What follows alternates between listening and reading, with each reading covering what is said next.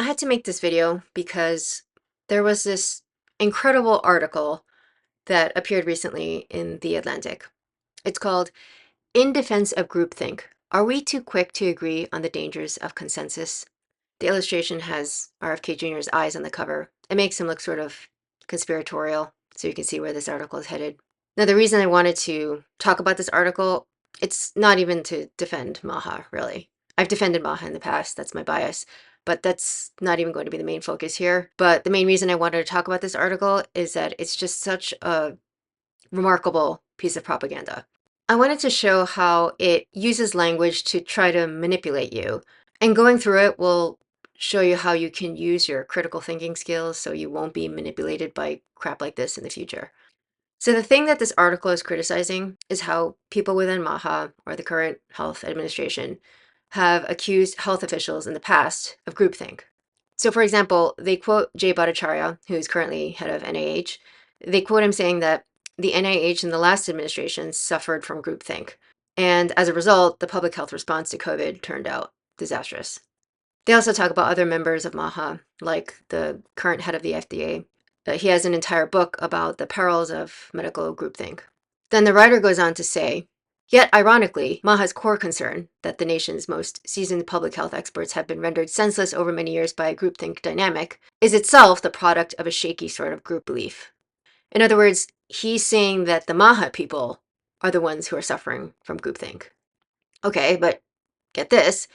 Here's what he says in the next sentence. The phenomenon of groupthink has been studied now for decades. More than 1,300 academic papers and dozens of books have been published on the topic. Even after all this time and effort, the evidence is wanting. In fact, most experts now believe that the old story of groupthink being a prime cause of bad decision-making is wrong. Some don't think that the phenomenon is even real. So did you catch what he did there? It's actually pretty funny. He's trying to argue that this notion that groupthink is a major factor in bad decision making, that this is wrong. And the way he defends that is by saying that this is what most experts think. More than 1,300 academic papers and dozens of books have been published on it. Okay, so your main argument for why experts don't fall under groupthink can't be that most experts believe that they don't fall under groupthink, because that's the very thing that's up for debate. But it's also funny because he both says that groupthink is essentially not such a big cause of bad decision making, but not when it comes to the current HHS. They're an exception. They do fall under groupthink, though he doesn't actually back that up with evidence. What he does do is that he spends most of the article trying to make you think that groupthink isn't a major factor in bad decision making. He goes a bit into the history of how the concept of groupthink took off and how since then people have been very quick to attribute groupthink to groups. So these are the types of things he says. Quote, in the years that followed, whenever a big-time screw-up happened, someone would swoop in and attribute it to groupthink. Over the course of 2 generations then, from the boomers through the Gen Xers, groupthink had come to signify a dark energy that seemed to exert its power at the worst possible times. Notice what he's doing here. He's making it sound like attributing groupthink to decision makers is almost conspiratorial type thinking. And of course, he links it to right-wing thinking too. Taking potshots at groupthink has become especially popular on the political right, where rugged individualism is beloved and elite consensus makers are not. From 2016 to 2023, Tucker Carlson often signed off from his weeknight Fox News show with the tagline declaring it the sworn enemy of lying, pomposity, smugness, and groupthink. I mean, I think on this, he's fair. Taking shots at groupthink is found more in the political right, at least these days. And I would say that's a good thing. He makes it sound like rugged individualism is a bad thing. But anyway, it's funny because the author accuses the right wing of taking shots at groupthink, as if that's a bad thing. But it's not a bad thing when the author accuses the current HHS of groupthink. When it's being lobbed at the current HHS, that's okay. The author spends a lot of time talking about a sociologist named Sally Riggs Fuller. The article said that for a decade before grad school, she had worked various office jobs in the aerospace industry, and she felt that she had a good understanding of how groups made hard decisions. Usually, several factors came to the fore: internal power struggles, organizational self-interest, the legacy of past decisions. It wasn't just some herd mentality, she insisted. Now, why does this go against anything that members of HHS have said? I mean, I don't think they're saying groupthink or herd mentality was the only factor in the bad decisions that had been made in the past. I'm pretty sure that they'd agree that internal power struggles or organizational self-interests were also factors. So where's the disagreement?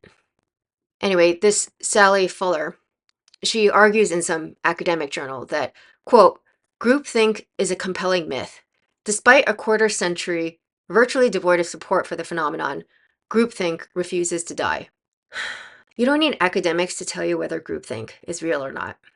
It's just common sense that groupthink happens sometimes. I'm not saying that it's always going to come into play, but it's obviously a factor in any group.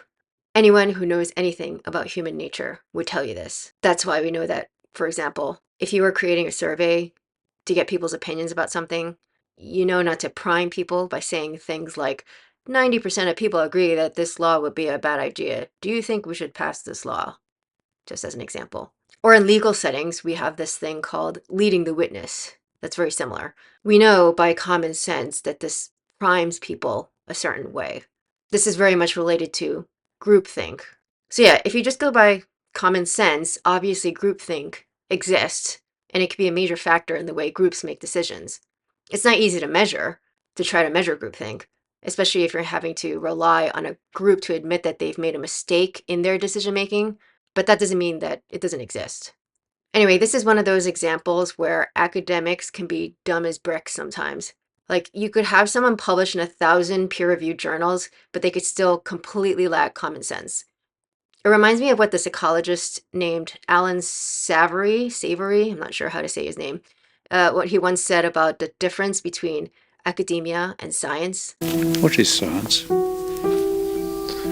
People talk glibly about science. What is science?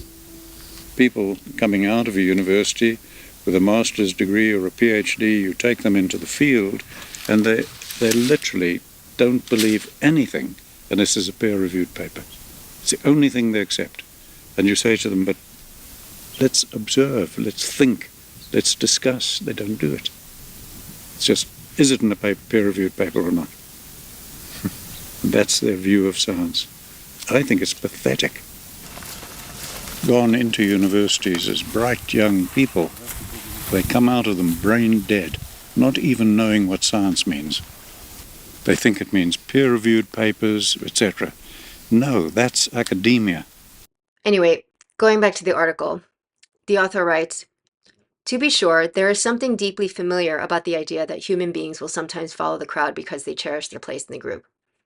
Yeah, it's deeply familiar because we've seen it in action. Yet the claim that our public health mistakes can be pinned on some special force called groupthink, it's not a special force, is both unhelpful and misguided. For one thing, the label implies that we'd all be better off if a monkish master of lone think could be recruited to weigh the signs on their own, and then arrive at the objective answer to a thorny problem, such as whether to shut down schools and when to reopen them. The label implies that we'd all be better off if a monkish master of lone think could be recruited to weigh the signs on their own. So who is saying they want this? Is someone saying they want this? Did anyone say that? Some monkish master of lone think who would weigh the signs on their own? So this is called strawmanning here because the author is arguing against a weak position that no one's even advocating for.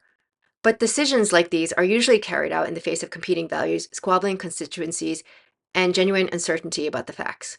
Yeah, I don't think anyone would disagree with that. That's actually part of the problem. It's part of the reason why you shouldn't 100% trust a group of people, even experts, to make major decisions for you because there are squabbling constituencies and genuine uncertainties about the facts. Although the situation with groups of experts is even worse than how this author describes, because it's not just that there were competing values and uncertainty or even groupthink in these groups. Sometimes the problem was just that there were people who had conflicts of interest, like people who took advantage of a revolving door between health agencies and big pharma, for example. Like Scott Gottlieb, who was at the FDA and then went on to a position at Pfizer, just one example. Deciding what to do requires negotiation and democratic politics. It's a group activity. Actually, maybe major decisions shouldn't be left up to a small cabal of individuals. And I say that even about the current HHS. I mean, I like the current HHS better than what we've had in the past. As I've said, I've been broadly supportive of MAHA. Doesn't mean that I agree with everything they say or do, but I've been broadly supportive. But what I really want is for the federal government to get out of the whole business of health in general. This whole system where the FDA approves things, it gives you a false sense of security. Who knows what kinds of better systems might have come along if we didn't have a federal agency taking care of it.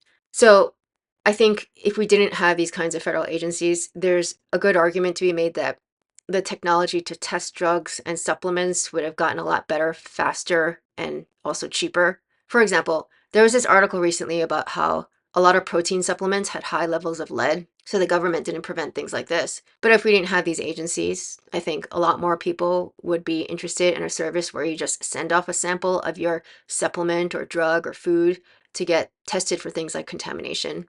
And if that were commonplace, and if it didn't get regulated to death, you can imagine that more companies that did this kind of thing would pop up, which would lead to more competition between them, which would lead to more innovation in the area.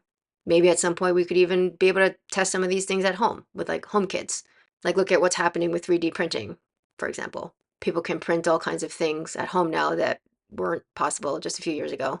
And it'll only get better and cheaper if it doesn't get regulated to death. Anyway, I'm digressing. But the main point is that we take it as a given that we should have this small group of experts to decide things for us. But maybe individuals should decide for themselves in a decentralized way, which, by the way, doesn't prevent them from consulting with experts of their choosing. And sure, that means that some of those individuals will end up not listening to the best experts, but at least we won't have a disaster like we had during COVID, where the fate of millions or billions of people were all in the hands of a very small group of people. I want to point out another ridiculous thing about this article.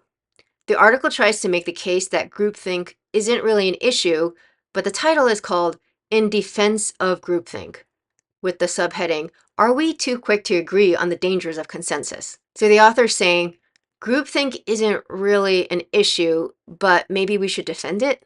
Although the current HHS under RFK Jr. does suffer from groupthink. So this article, I mean, it's a mess. It's contradictory all over the place. And that's why I think it's just there to try to manipulate people. I'm not even sure the author really believes what they're saying here. So the reason I say that is that if you look at a previous article that the author wrote, just this past May, also in The Atlantic, he actually talks about a case where scientists don't want to believe a result because of something that's basically like groupthink. So here's the article. Nutrition scientists' most preposterous result. Studies show a mysterious health benefit to ice cream. Scientists don't want to talk about it. So according to this article, there's been data to suggest that eating ice cream is associated with lower risk of heart problems or developing insulin resistance. In other words, it's healthier than we've been commonly led to think. And in this article, the author recounts how scientists in the field, in nutrition science, didn't want to believe it. Once again, the data suggested that ice cream might be the strongest diabetes prophylactic in the dairy aisle, yet no one seemed to want to talk about it. In fact, the signal ends up being just as robust, or in some cases stronger, than the case for yogurt being healthy. By the way, I don't know if these findings are true, but I want to believe it. And actually, someone in the article mentioned that ice cream is better for you than bread because it's got fat, it's got protein, it's got vitamins. It's basically like yogurt, but with a little bit of extra sugar. Anecdotally, I've heard from people who tested out how much their blood glucose spikes from different foods by wearing a CGM, which is a continuous glucose monitor, which measures glucose levels in the blood. I've heard from some people that grapes actually spiked their blood glucose more than ice cream, because grapes are just sugar bombs without the fat or protein that ice cream has. Also, cereal was worse as well, and for some people, rice. Anyway, getting back to the article, one of the researchers who found this ice cream effect told the author that, quote, it just wasn't the kind of result that goes down well in the closed-minded world of elite nutrition. They don't want to see it. I think that's related to how much the field of nutritional epidemiology in the modern era is steeped in dogma. I mean, I would agree. The author of this article also said this. A scientist may worry over how their story fits with common sense and whether they have sufficient evidence to back it up. They may also worry that it poses a threat to public health or to their credibility. Being worried about your credibility, if you make a decision partly based on being worried about your credibility, I think it would be fair to categorize that as a kind of groupthink. Again, the person who wrote this article is the same one who wrote the article being skeptical of groupthink. The author continues, if there is a lesson to be drawn from the parable of the diet world's most inconvenient truth, it's that scientific knowledge is itself a packaged good. I would agree. The author also quotes an English epidemiologist, Michael Marmot, who wrote, "Scientific findings do not fall on blank minds that get made up as a result. Science engages with busy minds that have strong views about how things are and ought to be." Marmot was writing about how politicians deal with scientific evidence, always concluding that the latest data supported their existing views, but he acknowledged that scientists weren't so different. So, in other words, scientists aren't so different from the politicians. Again, I agree with all these things that the author says. But where is this guy in this latest article, the one denying that groupthink is a real problem among experts? Anyway, there were other ridiculous things about the groupthink article. So going back to that one, the original one. Well-managed groups operating under clear and transparent rules, groups such as the Vaccine Advisory Committee and the U.S. Preventative Services Task Force, which Kennedy seems ready to also dismantle, are some of the most powerful and trustworthy decision-making tools that we have. They are guided by published research and hard-won evidence on how to avoid bad group decisions. Trustworthy. Guided by hard-won experience and how to avoid bad group decisions. So I don't know what world this author has been living in. They haven't avoided bad group decisions. They've made many terrible decisions. Even internally, they've had fights about it. For example, back in 2021, 2 FDA vaccine reviewers resigned because they thought it was a bad idea to give boosters to people who had already taken the COVID vaccine. They testified to a House Judiciary Committee that they felt pressure to cut corners on the vaccine review. We can find many other instances of bad decisions getting made by our health officials. Look into the story of Vioxx or thalidomide. There are many others. Anyway, I can't believe how stupid some of the articles I see out there that are against MAHA. It's not that MAHA has been perfect. There are valid critiques you can make about some of the statements that RFK Jr. has made or some of the decisions they've made. I have my disagreements sometimes with him or other MAHA people. But the media articles, like the way they critique MAHA, just seems to come from this place of trying to just caricature them or find any excuse to critique them instead of a more nuanced or fair critique of them. So I want to end this video with a quote. It's from Richard Feynman, who won the Nobel Prize in Physics. You shouldn't listen to him just because he won the Nobel Prize, by the way. The Nobel Prize Committee can make mistakes too, or fall into groupthink. But I only bring up his Nobel Prize just to drive home the point that Feynman is not just some fringe figure. Anyway, he said that science is the belief in the ignorance of experts. So never forget that, especially when you're reading articles in places like The Atlantic. Anyway, I hope this was helpful. Thanks for watching.